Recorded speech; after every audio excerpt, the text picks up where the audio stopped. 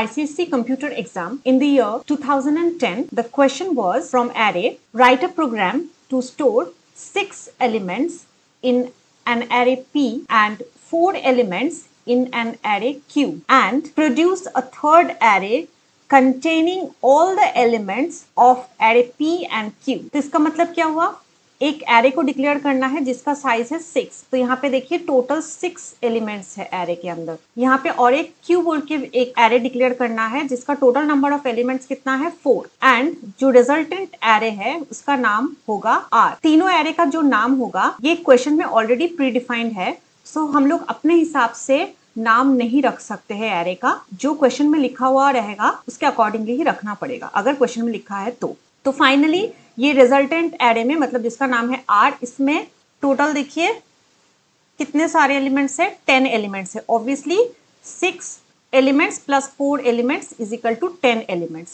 So total 10 elements are there. तो question को अच्छे से समझ लिया है हम लोगों ने। तो चलिए अब देखते हैं इसका आंसर क्या होगा। तो बेसिकली ये रहा इस क्वेश्चन का आंसर। एक बार आंसर को देख लीजिए।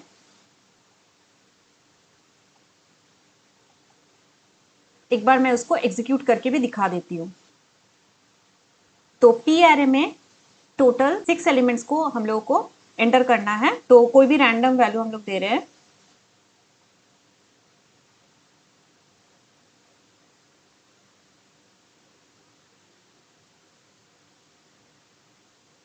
देन क्यू एरे में टोटल 4 एलिमेंट्स देना है। फिर से 4 रैंडम वैल्यूज को दे रहे हैं इनपुट के हिसाब से। एंड देखिए रिजल्टेंट एरे जो है हम लोगों का, ये देखिए यहाँ पे देखिए पहला जो 6 एलिमेंट्स है ये P का एलिमेंट है और बाकी जो रिमेनिंग 4 एलिमेंट्स है ये Q एरे के एलिमेंट्स है। तो पहले जो रिजल्टेंट एरे है उसमें P एरे का 6 एलिमेंट 6 एलिमेंट स्टोर होगा और फिर उसके बाद जो रिमेनिंग प्लेसेस रहेगा उसमें रिमेनिंग 4 प्लेसेस में Q एरे का एलिमेंट स्टोर होगा। तो अगर आप लोगों को ये आंसर लिखना है तो आप लोग लिख सकते हैं कोई एक जगह पे, क्योंकि मैं अभी लाइन बाय लाइन या फिर स्टेटमेंट बाय स्टेटमेंट मैं इसको एक्सप्लेन करने वाली हूँ। This is the whole answer. Now I am going to explain it. तो यहाँ पे देखिए टोटल 3 एरेज को हम लोगों ने डिक्लेयर किया हुआ है। फर्स्ट एरे का नाम है P जिसका साइज है 6। सेकेंड एरे का नाम है Q जिसका साइज है 4 एंड थर्ड एरे का नाम है R जिसका साइज है 10। और ये तीनों ही पहले से ही क्वेश्चन में भी प्रीडिफाइंड है इसका name and their size. So now we are going to talking about this for loop. ये फॉर लूप कैसे काम कर रहा है। पहले I का वैल्यू जो है वो 0 है और ये जो फॉर लूप है ये 0 से लेके 5 तक चलेगा, क्योंकि टोटल जो इसका साइज है एरे का साइज है 6 है। Size of the array is 6। So array जो है 0 इंडेक्स से स्टार्ट होता है, तो इसलिए 0 to 5 तक चलेगा। मैक्सिमम पॉइंट इसका 5 है। तो चलिए स्टार्ट करते हैं। Pi equals to in dot next int. तो बेसिकली ये जो फॉर लूप है इसके थ्रू से हम लोग यूजर से 6 एलिमेंट स्टोर कर रहे हैं नंबर 1 एरे में जिसका नाम है P। तो Pi, तो currently the value of I is 0। तो P0 में क्या स्टोर हो रहा है, अगर अकॉर्डिंग टू द क्वेश्चन देखें हम लोग तो पहले यहाँ पे 4 स्टोर हो रहा है। तो P0 इक्वल्स टू 4। देन अगर इसके बाद आप लोग ये फॉर लूप का नेक्स्ट इटरेशन देखेंगे, when the value of I is equal to 1, तब Pi is equal to in dot next in. तो देखिए Pi का वैल्यू भी करेंटली 1 है, तो P1 मतलब सेकेंड जो नंबर है हमारा 6, यहाँ पे देखिए 6, तो ये स्टोर हो रहा है इसके अंदर। देन इसके बाद when the value of I is equal to 2, तब क्या हो रहा है, P2 इज इक्वल टू 1, मतलब यहाँ पे इसका वैल्यू है P2। ये P0 है, ये P1 है, ये P2 है। तो ऐसे करके I जब तक 5 में जाएगा तब तक ये 6 एलिमेंट्स ऑलरेडी P बोल के जो एरे है उसमें स्टोर हो जाएगा। तो हम लोग बोल सकते हैं P0 में इवेंचुअली ये 4 स्टोर हो गया when the value of I is 0, उस टाइम पे। फिर उसके बाद 6 स्टोर हो जाएगा P1 में, देन उसके बाद 1 स्टोर हो जाएगा P2 में, देन उसके बाद 2 स्टोर हो जाएगा P3 में, देन उसके बाद 3 स्टोर हो जाएगा P4 में, एंड उसके बाद लास्ट वैल्यू जो है 10 वो स्टोर होगा P5 में। तो अब स्टार्ट करते हैं Q एरे से। तो यहाँ पे फर्स्ट एलिमेंट जो है ये है Q0 इस इंडेक्स पोजीशन के लिए, विच इज 19। तो 19 कहाँ पे स्टोर होगा? यहाँ पे। उसके बाद 23 ये स्टोर होगा यहाँ पे, which is Q1। Then Q2 इसमें 7,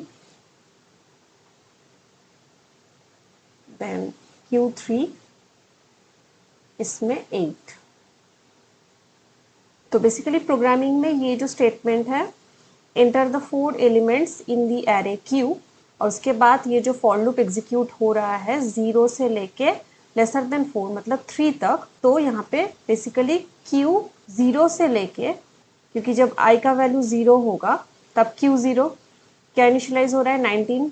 इसके बाद I का अगर नेक्स्ट इटरेशन आप देखेंगे I इज इक्वल टू 1, तो Q1, क्योंकि यहाँ पे QI है तो क्या स्टोर होगा? 23 ये वाला। तो ऐसे करके फिर I2 में, I का वैल्यू जब 2 है तो Q2 में स्टोर होगा 7, एंड I3 में स्टोर होगा Q3 which is 8।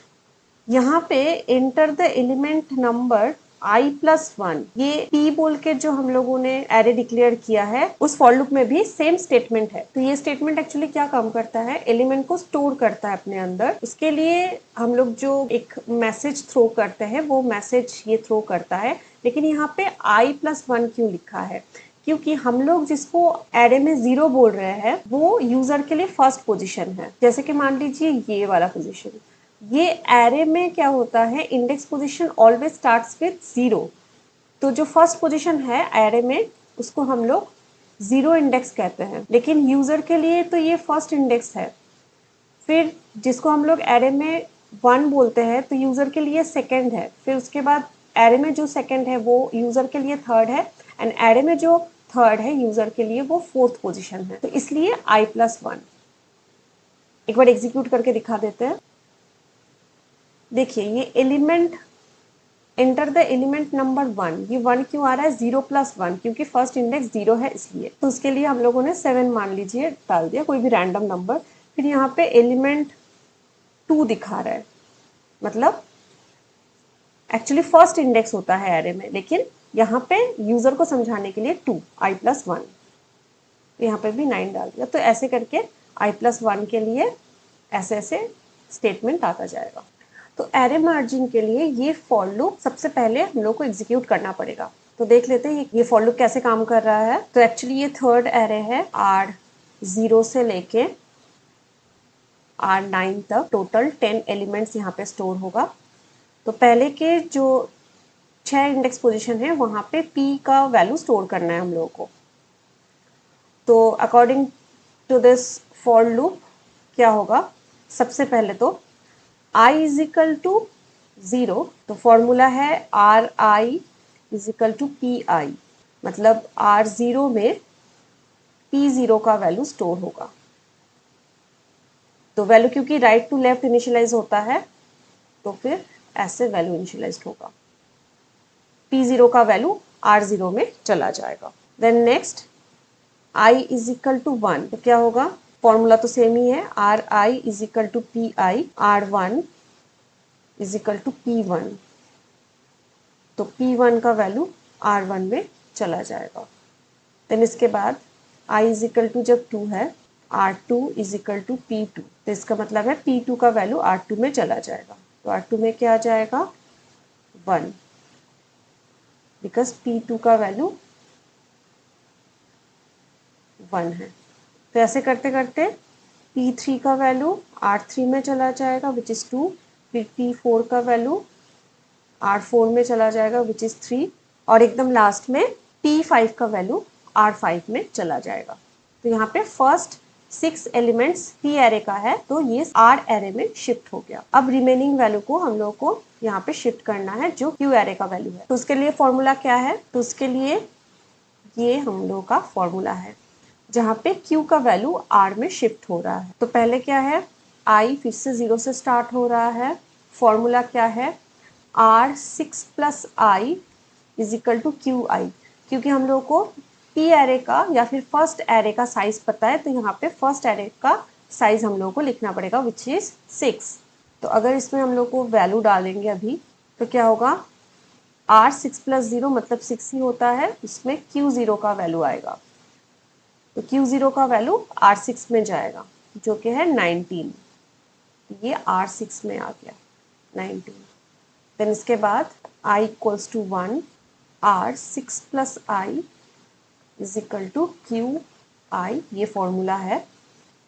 R6 plus 1 equals to Q1, तो R7 इक्वल्स टू Q1। यहाँ पे Q1 का वैल्यू R7 में चला जाएगा विच इज 23। 23 कहाँ जाएगा, यहाँ पे। देन इसके बाद I is equal to 2, formula same है, 6 plus I is equal to Q I. R6 plus 2 is equal to Q2, मतलब R8 इक्वल्स टू Q2। तो बेसिकली Q2 का वैल्यू R8 में चला जाएगा, Q2 का वैल्यू R8 में चला जाएगा विच इज 7। और लास्ट वैल्यू मतलब Q3 का वैल्यू विच इज 8, ये चला जाएगा R9 में। तो ऐसे हम लोग का दो एरे को हम लोगों ने मर्ज कर दिया। और एंड में क्योंकि हम लोग को डिस्प्ले करना है फाइनल रिजल्टेंट एरे, तो यहाँ पे देखिए लूप जो है i इज इक्वल टू 0 से लेके 9 तक चल रहा है। और यहाँ पे हम लोग RI को प्रिंट कर रहे हैं, मतलब i का वैल्यू जब 0 होगा तो RI मतलब R0 का वैल्यू प्रिंट होगा विच इज 4। मतलब यहाँ से लेके R9 तक बैक टू बैक सारा वैल्यू प्रिंट हो जाएगा। तो ये रहा एरे मर्जिंग का डिटेल एक्सप्लेनेशन।